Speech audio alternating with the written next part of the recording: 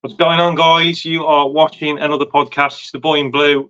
It's the Royal Blue podcast, episode 6. And we have got the legendary Jake Barker, who is a huge Derby County fan. How you doing, Jake? I'm all right, Jay. I'm all right. The praise, maybe a little bit, maybe slightly too much. I won't go that far, but I really appreciate it. Yeah, I'm good. Thank you, mate. How are you? Looking forward to have a chat. Yeah, mate. Good. Yeah, it's just because at the minute there's a lot of problems at our club in terms of Wayne Rooney's appointment. There's some for and against it, and it was just more so to hear your views of how he was at Derby County.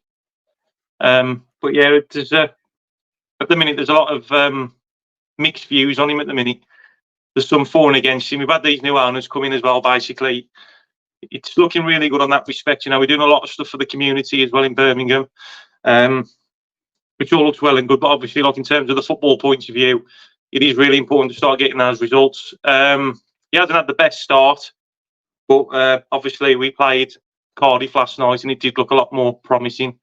But yeah, you guys, you had was it Philip Koku before Philip Koku. Wayne Rooney come? Yeah, Philip Koku, good manager as well. Yeah. Well, what happened with him? What was the outcome with him in the end with you guys?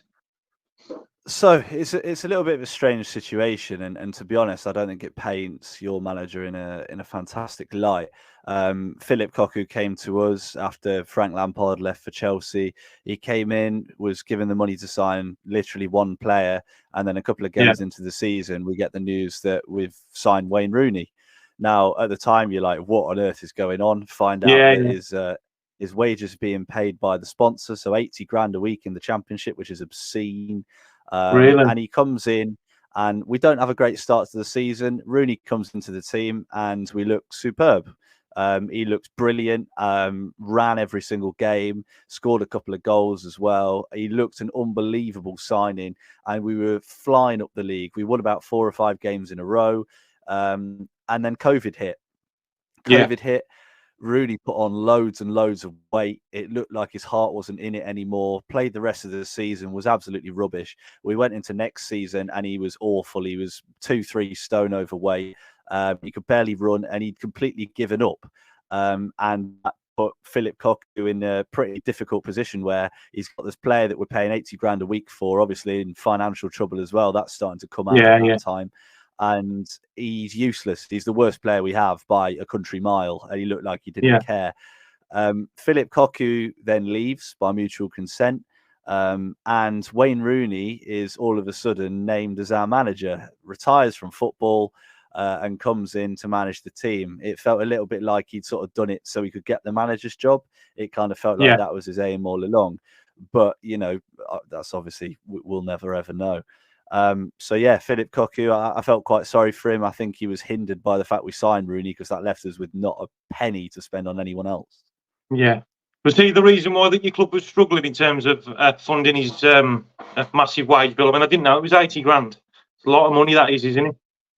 Yeah, it is, but the whole thing was a sponsorship deal. So there's a company called 32 Red who sponsored us, and Rooney was number 32, and that was their big thing, was that he was basically promoting their brand by wearing the number 32 at Derby, which in hindsight was so sketchy.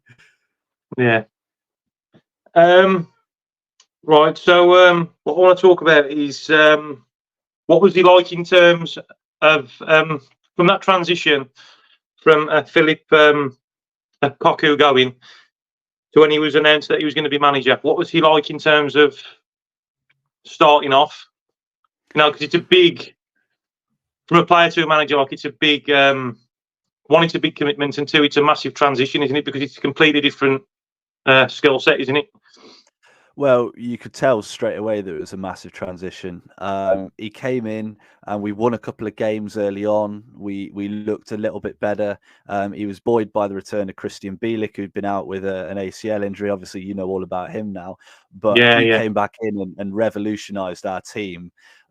We had a team of basically youth players, a couple of senior lads. The majority of the senior guys were out injured for a lot of the early part of the season and then later on as well. And Bielik came back in, and all of a sudden everything changed. We had summer signing Kamil Juszwiak suddenly hit form. All the players were playing for each other.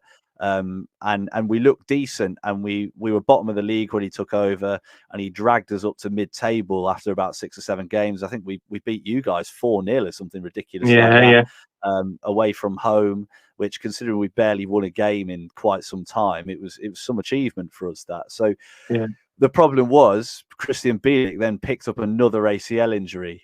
And the second that happened, it broke us. He picked up the injury right at the end of January. Rooney brought in 5 players on loan to try and steady the ship a little bit. And we were rubbish. We were absolutely rubbish. We went on a run. When we ended the season, we went 13 games without a win. We didn't win again until the next season. We were awful, and we looked nailed on to go down. And we were so lucky that in that last game, I think Cardiff scored a late goal against Rotherham, and that kept us up. That was it. That was the only reason we stayed up, because we couldn't win a game for the last 3 months of the season. And I remember at the time thinking, this is awful. Like, how can it get worse than this? He didn't have a great start to his managerial career. Fast forward to the next season, we can't sign players, but he gets a lot of youth lads in. And he appoints Liam Rosenior as his proper assistant manager as well. And Liam Rosenior made a massive difference. Obviously, manager of Hull now, ended up getting the manager's job at Derby for a little bit. And to be honest, Rosenior was the brains behind it all. And this isn't me trying to discredit Rooney out of bitterness or anything like that. The way we played is Rosenior's way of playing out from the back. Bringing midfielders into the centre, pushing the fullbacks further forward. And we had Phil Jagielka at centre-back, who was excellent for the first half of that season. And a lot of young lads really stepped up as well. We had players that had never played a senior minute coming into the team and making a huge difference. And Rooney has to have some level of credit for that. But again, started the season quite well. Obviously had a 21-point deduction. Ended up getting into quite a decent position. We could potentially have stayed up, but then again, after Christmas, it all started to go downhill. And we fell apart, and Rooney ended up leaving at the end of the season. But I think the biggest criticism of Rooney is the way he handled everything regarding the takeover. And I'm sure you'll have questions about that later on. What was it like for the Derby fans when one Wayne going, and then obviously his appointment? What was the feel around the fans and the ground and stuff? When Wayne Rooney left, or when Wayne Rooney was appointed? Both, when he was appointed and when he left. Well, what was the general vibe?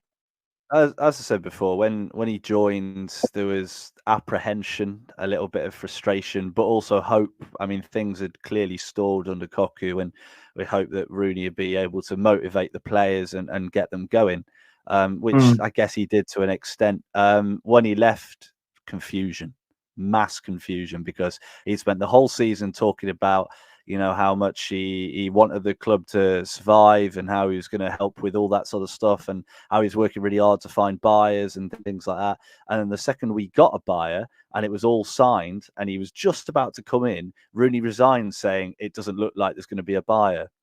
And that confused a lot of people, because it's like, why are you doing that? And to explain it, it all goes down to 2 people, a guy called Chris Kirshner, who I'm sure you've heard of, and also Gary Cook. Now, it is alleged that Rooney was involved in the takeover of Kirshner, involved with Gary Cook, who's obviously with you guys now. And it's something to do with his agent as well. So his agent paid Derby's wages, so it's about £2 million. And it ended up in a massive legal battle because Kirshner wouldn't reimburse him, and it was a huge mess. But allegedly, Wayne Rooney was angling to try and become manager, or not manager, owner of Derby, or a part owner. So it was immediately a massive red flag to all Derby fans when Gary Cook brought Wayne Rooney in as manager for you guys, because the second that happened, it was like, hang on a minute, we've seen this before. We know we've seen this already. So that's a little bit of a worry from me to Birmingham City, because Yeah. obviously, I mean, it could be nothing. You know, the alleged rumours could be rubbish, but rumours like that don't come out of nowhere. And Yeah. Rooney was seen on numerous socials with Kirshner. They went on nights out, and there's publicised photos of that, which seems very strange considering he was there to buy the club. Obviously, never did in the end because he doesn't have a single pound to his name, and he's probably in jail. And the second someone with any credibility actually came in, someone that, you know, obviously wouldn't have Wayne Rooney being paid. He was still being paid 80 grand a week as manager for Really? Derby, apparently. Yeah. His Jesus. contract didn't change when he became manager. So, you know, he was still earning immense amounts, and I've heard he's earning immense amounts with you guys too. So Mm. it worries me. It really worries me, because John Eustace, obviously great guy. He spent a good Yeah. time at Derby when we had a successful period in the early 2010s. Really good guy. Met him loads of times. Lovely, fantastic bloke. Yeah. Wayne Rooney, I don't get the same vibe from him. I Vibe, don't yeah. get the same confidence from him. When he was at Derby, Rossini was the tactics man, so it wasn't even down to Rooney. So it was no surprise that when he went to DC United, he flopped so massively. And the same with coming to you. I think his comments have been quite confusing about the players and them turning up. Mhm. Considering they seem to turn up pretty nicely for the previous manager, so why they're not turning up for him? Yeah, yeah. He just confuses me, Wayne Rooney, because it's hard to say exactly what it is, but he, for a time, a lot of Derby fans, including myself, thought that he was a massively positive character who was making a huge Mhm. difference. But in hindsight and looking at all the facts that are available now, it doesn't seem to be the case. Yeah. I was going to say, I mean, you know, it's not.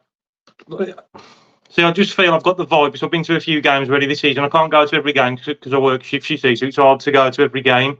Sometimes my shifts fall on the weekend, but I think I've done about 5 or 6 games now this season already. So I've already seen the pre-Rooney atmosphere, and then obviously with John Eustace, and then his departure, and then when these new owners come in, you know, absolutely superb, mate. I can't fault them. You know, they do a lot of stuff for the community. They've invested in the ground.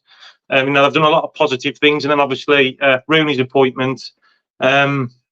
I was talking to my dad about it, you know, and we were saying Birmingham had a bit of a bad spell with the 5 results, and then we ended up beating Huddersfield 4-1, and then we beat West Bromwich Albion 3-1. So then after this, we was kind of talking, because it was like pretty close to when these owners come in. Like, I think that John Eustace is going to go, but then we heard like these rumours about Wayne Rooney being appointed, and it wasn't like a very well kept secret, but this was going on for weeks, maybe a couple of months. And it was just a matter of when, not if, that Wayne Rooney was going to come to our club. And but yeah, there's just been like a lot of mixed reviews, and you know, it's good to do this because maybe you can offer some reassurance and support, Jake, or do you think it's not going to work out for Birmingham? Or It's just a strange one, because obviously he's had 2 jobs in English football, and both of them have had a massive cloud over them. Obviously, coming into Derby, sort of usurping Philip Cocu from the manager's position to get it himself, you know, being club captain as well. And then coming to Birmingham, again, a manager that was doing a good job ends up getting thrown out for him. I don't know what to make of it, to be honest. I wish I could reassure you, but I don't know if I can. Obviously, it's not all going to be doom and gloom, and I'm sure yeah, he could go on to be a decent manager, but he hasn't shown it yet. I was doing some maths the other day because I was chatting to some of my friends about this, ironically, before you contacted me about it. And I was working out Rooney's win and loss records since like Christmas 2 years ago. And it's actually quite staggering. So he's played 8 or managed 80 games since then, exactly 80 games, and he's lost 41 of them. 41. So he's lost over 50% of the games that he's managed in the last like year and a half. Like, that is ridiculous. yeah, it's a lot. It must be concerning us, but obviously I'm speaking as a Derby fan, and I think we're quite neutral with each other as clubs. Yeah. And it does worry me a little bit for you guys, because again, don't want to be doom and gloom, man, but he's got an awful record as a manager, and I bet if you included the season beforehand, that record would be even worse because he took over and we won about 4 games all season. So, you know, when the stats are that bad, it makes you wonder, like, how is he getting jobs at this level? You know, Yeah, but there's one question I want to ask you, Jake. Yeah, go on. I mean, I understand what you're saying, but like, in terms of Blues at the minute, you know, like with these American owners and stuff, would you say that Rooney has the right backing and support to make it like a good decision, to make it successful? I.e., was it the same? Did he have the same support around him as he's got at Birmingham as he did at Derby?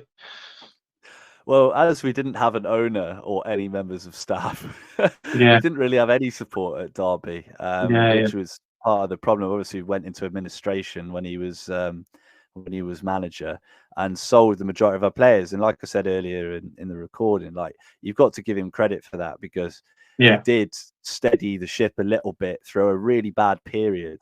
You know, we were selling players left, right, and centre. We sold first team players. I mean, Graham Shinney, who was a first teamer, started every single game all season. We sold him to Coventry. Did we? No, we sold him to Wigan, sorry, for 50 grand, £50,000 to offset a debt that we had for a previous transfer.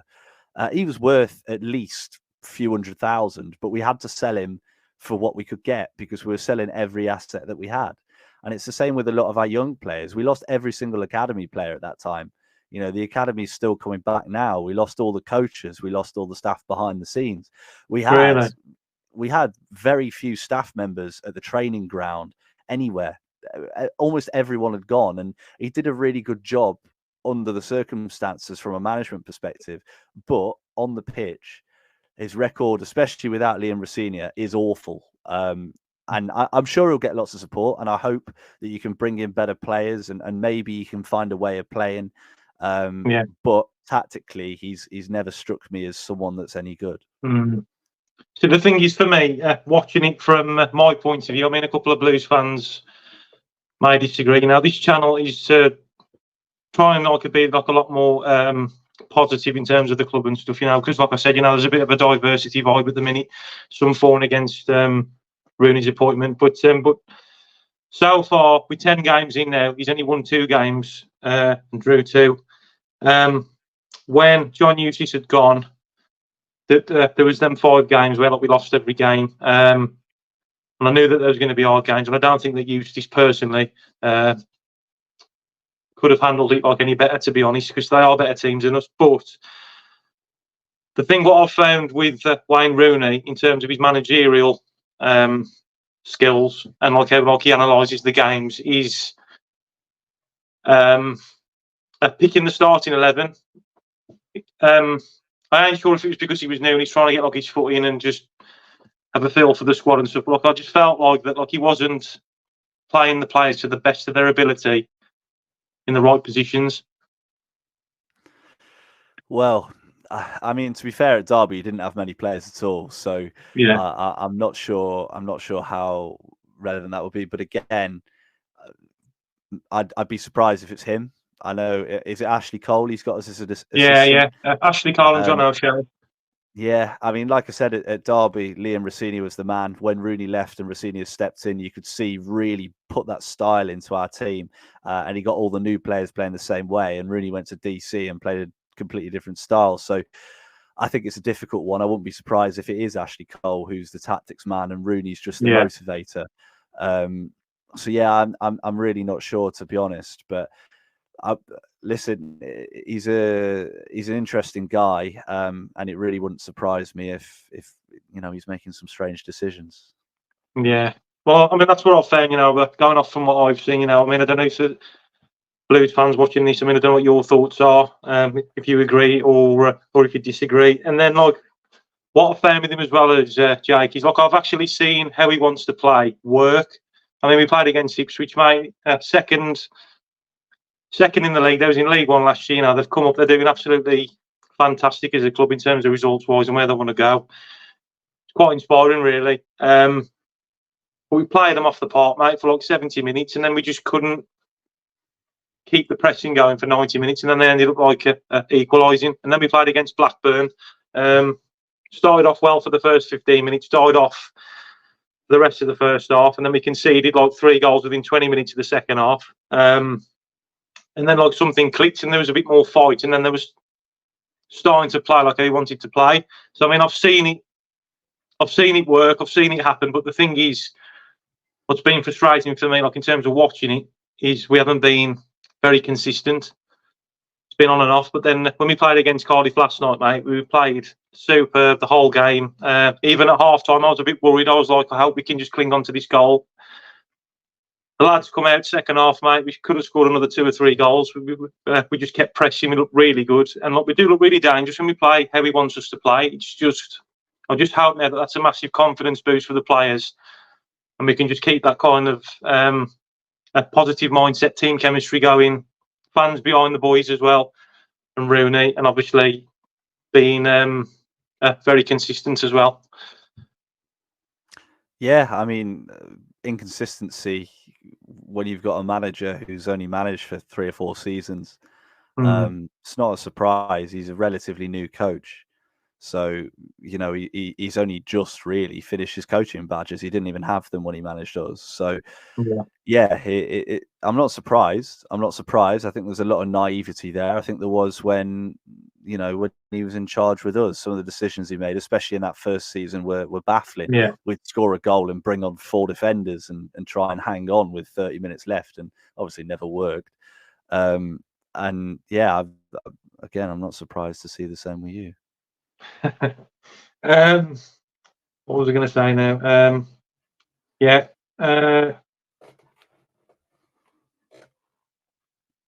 What was the tactics like and the playing style? Rooney like incorporated at Derby. Was it like the same like kind of pressing, playing from the back style as well? Well, I mean, I've said already, like it wasn't Rooney who came up with the way we played. It was Liam Rossini. But the way we did play was, we'd press just past the halfway line, so about 60% up the pitch. They'd hit that line, and that would be the trigger to go. When we were on the ball, we'd try and move it. He brought in Ravel Morrison, who was having a competition with himself for how many times he could touch the ball without doing anything productive the entire season. And we'd change every game. Some games would be really quick going forwards. Some games we'd look like we're just holding out for a draw from minute 1. But the majority of it was quite positive. You know, we were looking to make a difference. We had to win games. We had 21 points deducted. The season beforehand, when he took over about 5-6 games into the season, I could not tell you what our style of play was. I genuinely have no idea. Our style of play was, if Bielik plays, we play well. If Bielik doesn't play, then we just give the ball away and concede sloppy goals. It was awful. It was really awful. I mean, obviously it was a COVID season, so everything was behind closed doors. So you're sitting at home after paying your tenner to watch it on iFollow, and you end up just watching us lose again for like the 10th game in a row. And it wasn't good. It was possibly the darkest time I can remember watching Derby, and our watchers get 11 points in a season. So I mean, when he was in charge, when the fans were back in, he used the energy of the fans, really tried to get players going forward. And when he played players like Festi Ebosele, Malcolm Ebioe, young lads, lots of pace, lots of trickery, and he just let them free and let them run at defenders. But the majority of the time, we just didn't have the quality to compete. Yeah. I mean, it's a tough one, isn't it? You know, like, I mean, obviously, like you say, like you're just about to go like into administration. You've got to get rid of players. You need players, obviously, to get the results. But then you've got to also save your football club. So it's a tricky one, isn't it? I mean, there's another one as well that some of the fans were criticising the way that he is in terms of the sideline. That like he wasn't like vocal enough, and like after games and stuff, because we had John Eustace. I mean, I loved him as well, and I do like Rooney because obviously he represents Blues. I'll back anyone up to a certain degree, but obviously there's only so many bad results you can get before things have to be said or raised. But at the minute, I'll carry on backing him. I'm fully on board with the project, so I'm quite looking forward to that. But there was a lot of like issues that fans had raised. Like he wasn't very vocal on the sideline in terms of like egging the players on. Talking or like waving to the fans like after like he'd like pretty much just walk off. John Eustace, did that with us too.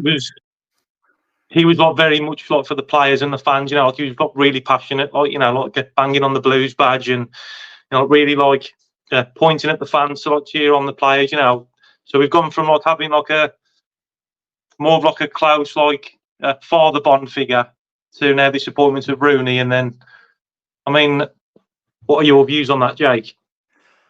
Well, I'm glad you said it, to be honest, because I mean, Rooney. I mean, you see at the end of the game, there's always the kids waiting for photos at the end of the game, which is always really nice. And you come down to the end of the season, and all the players were having photos of the fans. Rooney, last game of the season, so the last game he ever managed at Derby, walks straight past everyone, gets his stewards to push them out of the way, gets in the car, leaves. Obviously, never seen it at Pride Park again. I think he comes across. I mean, think about it. He's been at the top level for so long. I think he possibly maybe just sees himself as something different to a normal person. Obviously, John Eustace, he played at a fantastic level himself, but he's grounded, he's normal. I think with Rooney, I mean, he was never animated with us. I remember there was one time we scored a late winner. I think it was against Wickham, away from home. It was like 95th minute winner, which was the last game we won that season, by the way, and it was in like March. And he just stayed on the sideline, didn't react, no reaction. Everyone was like, "Oh, that's really cold," but that's what he does. He doesn't react. He won't come out and shout. He won't interact with the fans. It's it's a bit weird. We all found it a little bit weird, but that's just the way he is. I'm sure. I remember at events, I had mates that went and met him and said he was nice and signed stuff. But when it comes to on a day to day, he'll very rarely react with any fans at all. I think maybe it's come from a life of being harassed, because probably playing for Man United in England at the top level for so long, it must be frustrating having people ask you for a picture every 5 seconds. But when you're manager at Derby County or Birmingham City, it's the least you can do, isn't it? Yeah, because I mean that was like something that some of the fans were like, talking about, like it was a talking point, like how come he's not like interacting much with the fans? And obviously, like I think it was a massive impact on the players as well at first, that kind of like made the results the way there was, like from losing those 5 games, because the players had like a father figure bond with John Eustace, to now like all of a sudden now he's gone. Now this appointment of Wayne Rooney, so I think like it really hit the players hard as well. I don't think they could quite grasp, or they was just not really like gutted, or I don't know. He just wasn't the same when he'd gone. And then now, I mean, I've seen it like a couple of times, like how he wants to play. Like, and when we played, we do look really dangerous. And then last night, you could tell that there was a lot of positivity in terms of the fans. The fans were non-stop singing, which was super, which obviously helps the team perform better, I think, personally. And then the way the players was, there was playing some really good football. There was strong on the ball. There was defending. There was pressing, and team chemistry, like, and the morale was up as well. So I think they needed it last night. Yeah, I mean that's what a win does, doesn't it? If you're on a poor run of form, a win can turn your season around. We saw that. We were rubbish, and then all of a sudden we thumped Northampton 4-0, and it spurred us into life. So yeah, I'm glad it's happened. I mean, if you can continue to win games, I'm sure it'll be okay. But it's the tough moment. Yeah, but it's the tough moments that make a manager, and the tough results that make a manager. And I think that's one of the things that maybe Rooney struggled with when he was at Derby, was that when we'd have a tough defeat or something like that, we'd never bounce back. We rarely ever bounce back. So, I mean, there were some games where we showed like terrific character, but at the end, there were games when the atmosphere was unbelievable. I mean, I remember we beat Sheffield United 2-1, drew with Fulham. Beat Fulham, sorry. We beat Fulham, came from behind against them. If they won, they'd have got up. They would have got up as champions. And they went 1-0 up, and we turned it around. And, it was an 18-year-old combining with a 17-year-old for us to win the game. And that was the sort of season it was. But when we had a couple of bad results in a row, that started the rut, and we never really got out of it. So I think it's a measure of a manager. If Rooney can get you on a good run now, then fair play to him, and I'm sure he'll do a good job. But yeah, I know. But if he can't, and if he doesn't, that's when you got to start asking the questions. Obviously, it's all hypothetical, definitely. But if you can get one good performance after another, that's great. But he never seemed to do that with us. I just want it to work, mate, because one, I'm on board with the club. I'm excited about what they've got to offer these new owners and the projects and stuff. But like also as well, I mean, obviously now the Blues and Villa like are rivals and stuff, so I've got like a few best friends that are Villa fans, like, and banter in terms of football. There's no like with me, I don't get like angry and stuff, I mean, you get like fans who like cause trouble. I'm more like on the banter front. And then I've got like Wolves and Albion fans as well, like, and they're like just howling, like like Rooney, and it's just like, like I want it to work, you know what I mean? Like, I want to prove these other clubs wrong, and I want obviously Blues to do well. So it's a bit of a tricky one at the minute, mate. It is, but I mean that's the problem with hiring a manager based off their playing career. You've brought in a manager who's got a pretty rubbish record as a manager. Who just happened to be one of the greatest players England's ever produced. So there's going to be a spotlight on you. And that's exactly what your owners wanted. Obviously, when you invest in a football club, you want them to succeed, because if they succeed, you make money. So by bringing in, is it Tom Brady you've got involved as well? Yeah, Tom Brady, American Tom Brady, footballer. Wayne Rooney. Two massive names, and obviously no disrespect to Birmingham City, much bigger than Derby, much bigger names than Derby, much bigger names than Birmingham, and that's why they've brought them in, because they want that attention. So it's a difficult one, because if it goes well, it's great, but if it goes badly, it goes really badly, and that's what we found when things started to go wrong. Yeah, everyone mocks it because it's Wayne Rooney, and Wayne Rooney's for some reason in the Championship at a struggling club. So it's always going to be the case. Obviously, it's difficult for you guys with Villa doing what they're doing at the minute, as it's difficult with us with Forest, although it's not as bad because they get battered every week. So it's it's a strange situation, but if it succeeds, you'll be the one laughing. Yeah, I hope so, mate. Two more questions, mate, and I'll leave you to enjoy the rest of your night. What do you think, like, the general vibe is like in the football community, like in terms of like people looking at Birmingham City?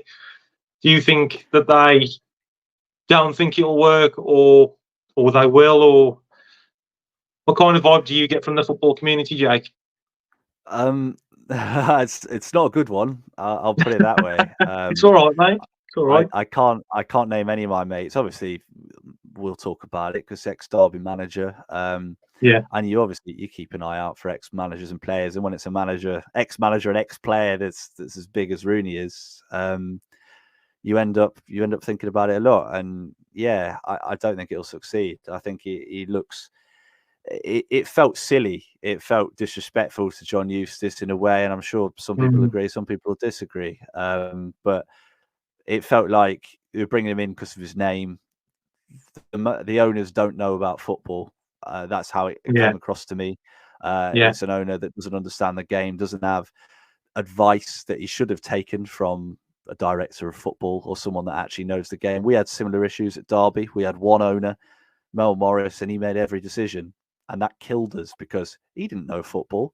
And that's the reason why he spent so much money on Wayne Rooney, because everyone knows Wayne Rooney. And if we sign Wayne Rooney, we must get promoted, surely. So it's one of those where I think he wasn't appointed because of his ability. He's kind of shown that so far. And everyone finds it quite funny, to be honest. And that's no disrespect to you guys. And we're not laughing at Birmingham City. We're laughing at the fact that Wayne Rooney's gone into another job and is making himself look a bit silly. My emotions are all over the place, mate, because I can imagine. I mean, I have to laugh. Like at the at games when I go to them and stuff, because it's like when we play well and we score and we're all singing Rooney, and then like if we're losing, the other fans are singing it, like it's just hilarious. So it's just mad, like. And then but I mean, I just hope it can work out. Like just prove a lot of people wrong, and I obviously want Blues to succeed and do well. One last question before we go, Jake. Have you got like any reassurance for any Birmingham fans, or like any advice? To be honest, I'd keep your guard up.